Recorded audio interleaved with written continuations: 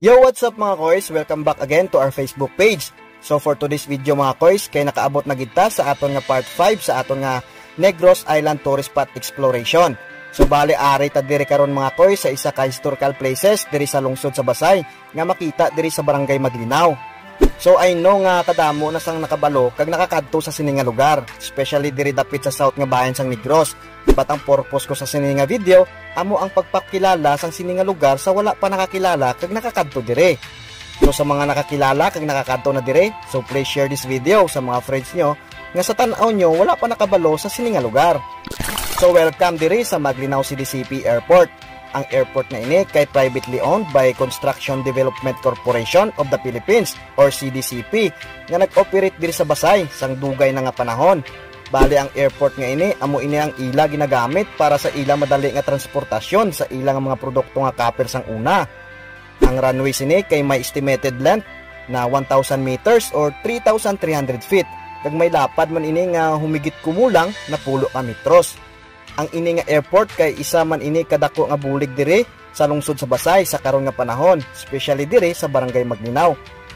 Kay sa karon ila na ini ginhimo nga isa kadalan, bangod kay indi naman pwede nga malandingan sa mga eroplano dire, bangod kay medyo naguba na gid ang mga espalto tungod sa kadugayon pod nga panahon. Sa karon makita mo pa nga medyo kompleto pang airport kay wala pa tanan nakaon sang duta. Bangod makita mo pa dire ang runway, taxiway, kag rampahan.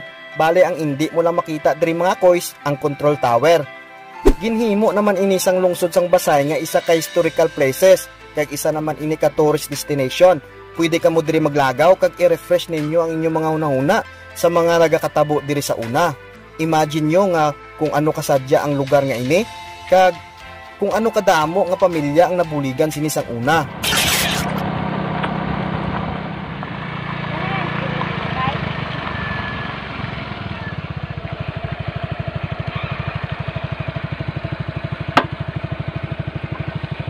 So bale guys, andito na po tayo sa dulo. Ayan guys. Ayan, andito na po tayo sa dulo ng airport. So bale ito yung dulo guys ng airport. Yung ano na to guys, yung dulo na to is bandang north. So bale ito yung ano nila guys, ipapakita ko yung taxiway nila. Kung saan yung mga eroplano dati nagpaparada dito.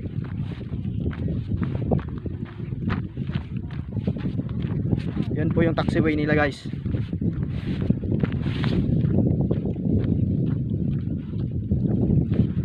So bali ano na talaga guys, medyo kinain na talaga ng lupa yung asfalto nila dito, yung daan.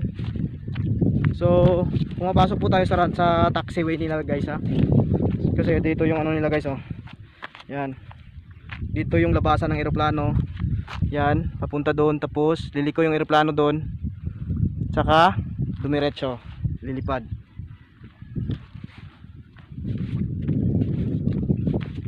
Pero yung mga eroplano na ano guys, ang mga eroplano dito na naglaland, ayun po yung mga eroplano na mga maliliit lang.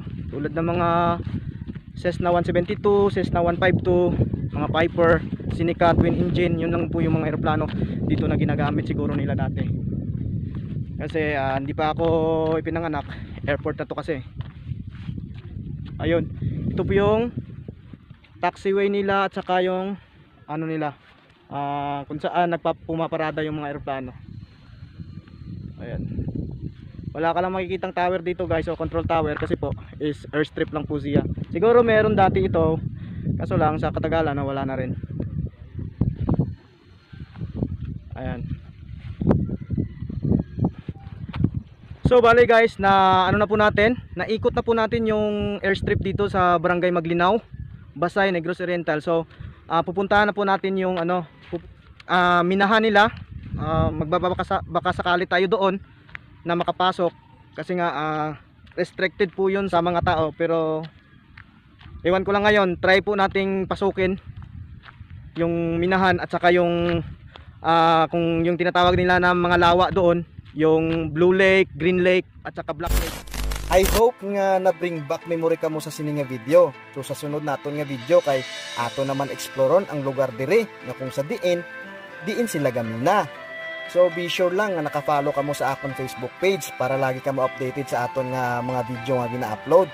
So please like and share na lang mga koys. Diri lang takutob. Ako si Prangkarista, always says, live your life to the fullest. Good vibes.